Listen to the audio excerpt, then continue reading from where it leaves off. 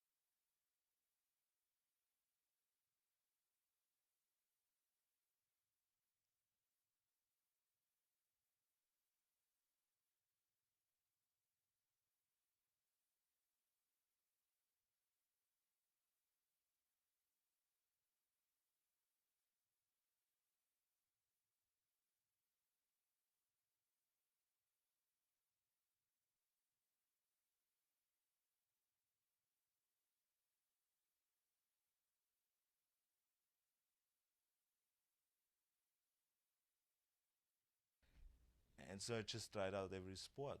I went from boxing to wrestling to playing soccer to skiing to and until I hit bodybuilding. And when I hit that, I knew that is the sport I want to do, and that maybe gets me up there to be the world's greatest. And I was striving for it with 100% energy, just striving for that. That I want to be the best. I want to stand up there. I want to have thousands of people applauding me and recognizing me, you know, that I am the best. And that's it. You know, and I think that was a lot to do with the drive I had. It wasn't just, you know, to be into a competitive field and just to be the best. It's just that it feels great that when you know that whenever you say something, people listen and they say, well, he must know he's the best. You know, it's a good feeling, satisfying feeling.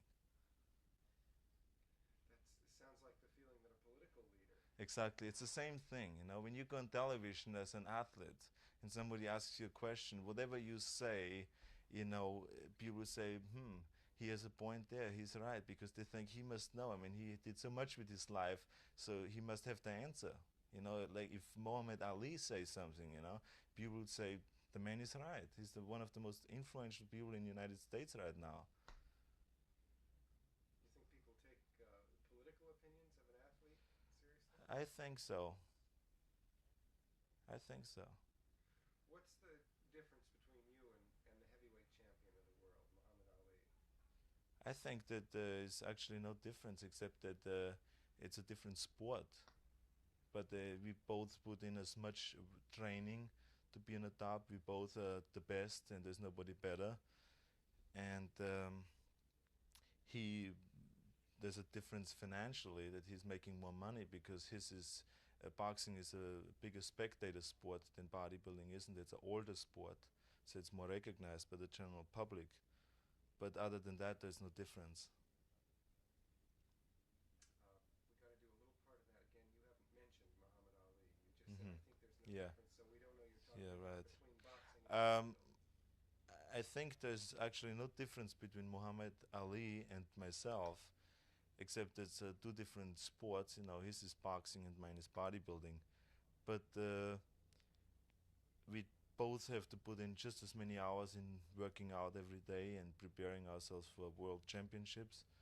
And the only difference I can see is maybe financially. You know, that he makes more money than I do.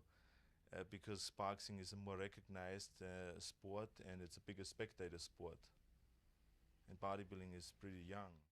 Does that maybe mean that that's why they do this to their body to attract girls? No, but I think that bodybuilders are very, and athletes are very physical people. And I think because they're so physical, they are also more into sex than maybe average businessman.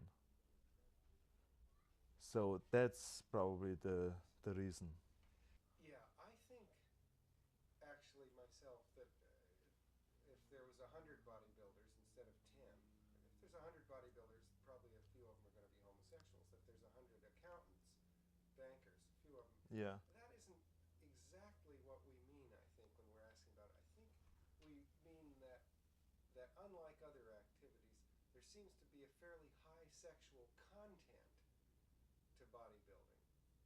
Um, Fairly high, turn on both ways. Maybe that's what attracts some people to it. You mean that the homosexuals get turned onto bodybuilders, or bodybuilders get turned onto men, or what do you? No, I just mean that it seems to be an activity.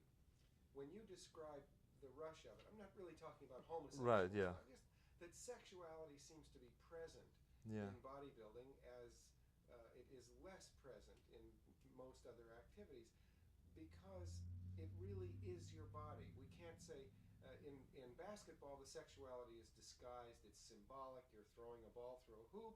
Many people would say that's very Freudian and so forth, but still it's very disguised, it's very in the background. In bodybuilding, it's very in the foreground, and I'm just wondering if that doesn't affect. I don't think that whatever sport you're doing, it has nothing to do with with sexual at all. And I think that is one of the big problems in this country, that everybody uh, pulls out this sex. You know, I mean, I hear this left and right. I mean, people watch football games, and when a coach slaps a football player on his ass and says, "Go out now and get him," they say, "Well, he's a latent homosexual. He's only a coach because he wants to feel this guy's ass." That's actually the only reason, but he doesn't know about it.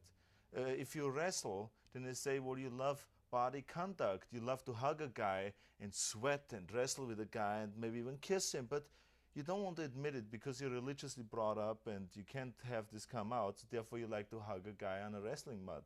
So, whatever you do, people say it is he's a latent homosexual.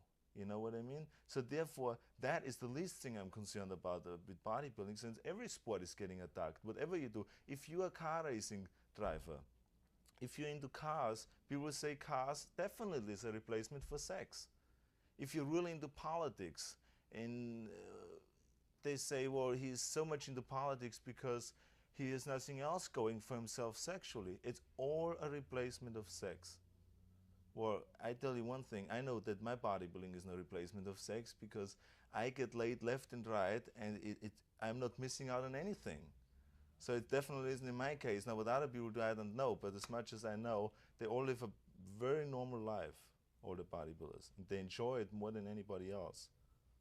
So I put bodybuilding so much on the same level than any other sport. I see no difference. I studied shot putters, weightlifters, swimmers, they all are on the same trip. If they go before a contest, they court, they go for the contest, they train there 6 hours a day, they eat good, they live the right way, and that's it, you know. And this is the same a bodybuilder. That's it. Nothing sexual whatsoever that I can see. Of course, your body is hard, and that's what a man has to have sex, so that a certain kind of hardness.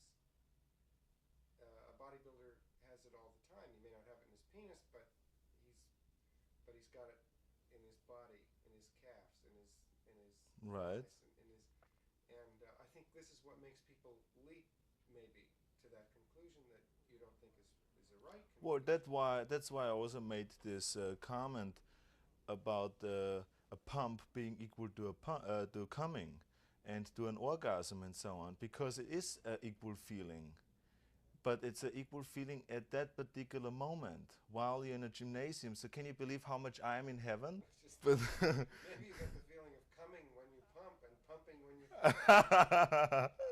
maybe no, but that's you know, that's why I made this statement. And any other time it has nothing to do, because the muscles are not hard, they're soft, they're just as soft than anybody else's body is. So it does not apply that the muscles continuously feels like having a hard on or something like that. Is there any kind of person, any kind of any race that is better suited for bodybuilding than the other races? No, I think that it is, I would say maybe the Japanese and the Chinese people have a disadvantage because they're little.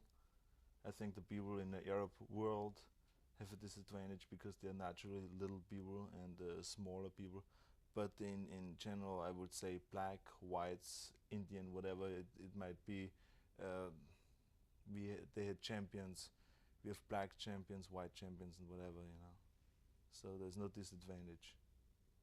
Do you have any feeling of racial supremacy at all in any way, either with regards to body or intelligence?